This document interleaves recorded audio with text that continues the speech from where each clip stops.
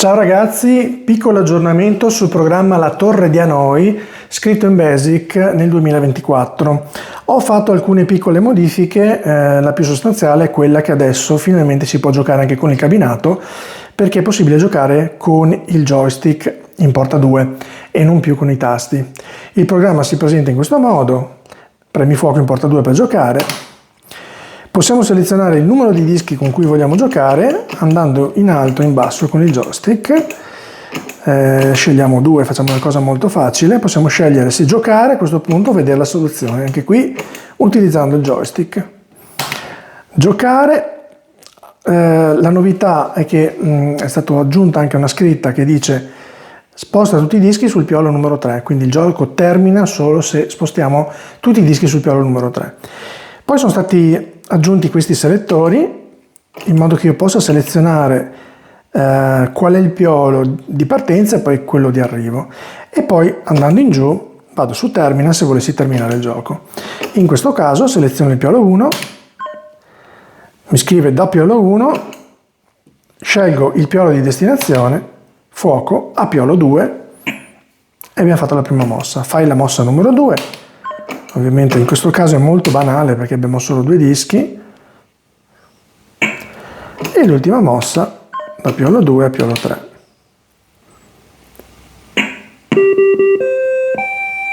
Perfetto, complimenti, hai risolto il gioco nel numero minimo di mosse 3. A questo punto è solo possibile selezionare termina e si ricomincia da capo. Possiamo selezionare un numero maggiore di dischi, 4, vogliamo vedere la soluzione.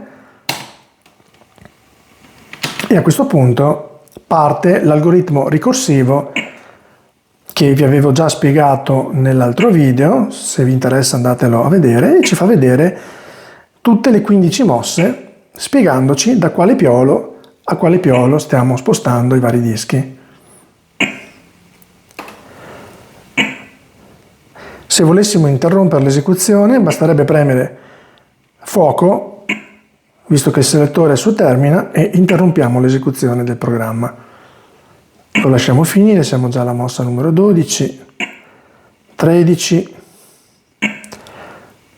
14 e 15.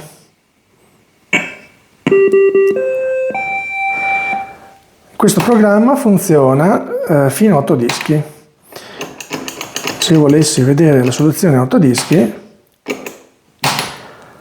ok, ci sono 255 mosse, chiaramente il programma ci metterà un po', ma se volessimo velocizzarlo basta premere questo tasto qui e a questo punto l'emulatore va a velocità iper. Magari guardiamo le ultime mosse, arriviamo alla 240 qualcosa, 42, ecco qui, queste sono le ultime mosse.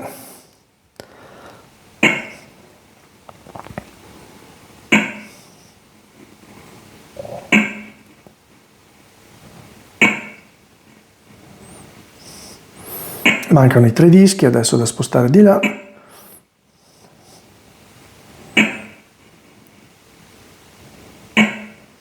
Eccoci qui, ancora 3 mosse, 1, 2 e 3. Ok ragazzi, questo è quanto. Volevo farvi notare una cosa: ho anche creato il video di anteprima qui sul Batocera e l'iconcina, in modo che è possibile anche caricarlo all'interno della lista giochi.